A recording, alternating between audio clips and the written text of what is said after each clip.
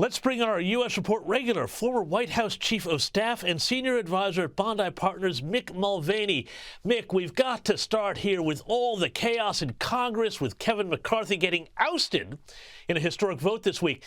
Breaking news that Donald Trump has said he is now willing to serve as a House Speaker as a unifier until a permanent replacement is found. Mick, what do you reckon? Is this a good idea? Oh, James, who knows where to start? I may be looking for the opportunities to help do this show from Australia more frequently, because this place is starting to get really, really crazy. I found out about an hour ago that Donald Trump intends to go to Washington, D.C. on Tuesday with an eye towards possibly seeking the position of Speaker of the House. This is the most bizarre thing I've heard in Washington, I think, ever. And I've been in Washington for 10 or 12 years.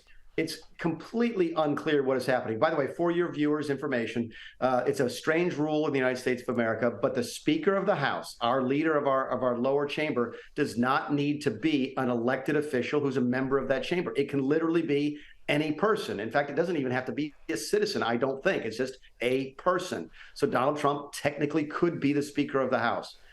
My guess, James, and it's just guessing at this point because no one knows what's happening up in Washington right now, is that he is either serious about this and thinks it will somehow distract from his criminal investigations, or he wants to be a kingmaker where he might be able to control 50 or 60 votes to be able to determine who is the Republican Speaker now that Kevin McCarthy has been deposed. But if that doesn't sound like it makes much sense, it doesn't make much sense because Washington doesn't make much sense right now.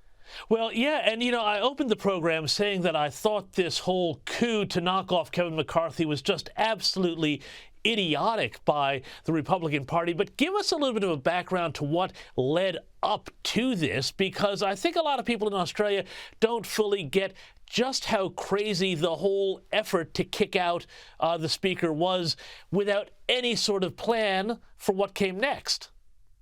Yeah, let me give you two answers to that question. Here's what technically happened and officially happened, and then sort of the backstory. What technically happened is that Kevin McCarthy, over the previous weekend, brought a bipartisan bill to the floor that would fund the government and thus prevent the government shutdown that you and I have been talking about for the last couple of weeks.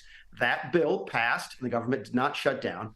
It passed the House with more Democrat votes than Republican votes. That typically is a sign of weakness. And as a result of that, one member, named Matt Gaetz from the state of Florida, brought a motion to kick Kevin McCarthy out of office, which is legal under the rules.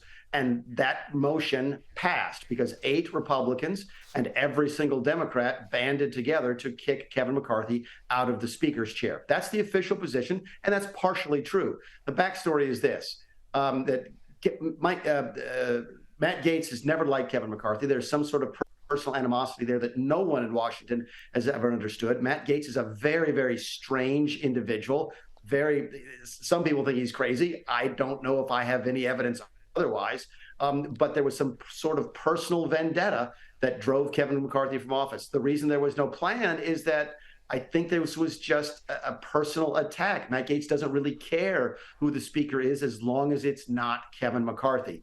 Matt Gaetz, by the way, has got a great deal of national attention. Just to show you how, again, strange things are in my country right now, he was sending fundraising emails to people while the vote to depose the Speaker was going on, saying, please help me depose the Speaker, send me $50. So as is so often the case, there's the official story, there's the backstory. There may be more stories, James, but all I can guarantee you is that there's going to be more and stranger stories to come.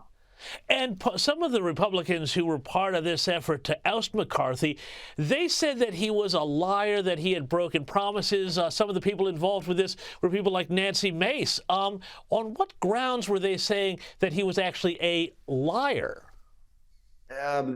They said that there were deals that were cut in January that allowed Kevin to become Speaker, promises that were made that allowed him to become Speaker in January that were not followed through on.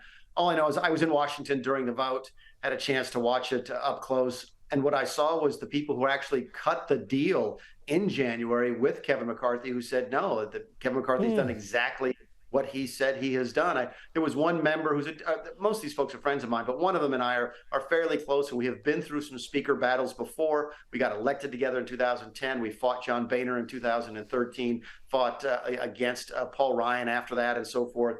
And he got up and said, look, I have fought to oust speakers before because they didn't keep their promises. I'm voting to keep Kevin McCarthy speaker because he's the only person I've ever worked with as a speaker who actually did keep his promises. So I hear what those folks are saying. I'm not really sure what the argument of the other 7 people, the Republicans who voted against Kevin McCarthy, was. They said he wasn't keeping promises, but they haven't been able to say which ones they were. It's just been a really, really strange couple of days. And I think there was a lot of personal animosity involved with a lot of these folks, and a lot of attention getting and fundraising at the root of this.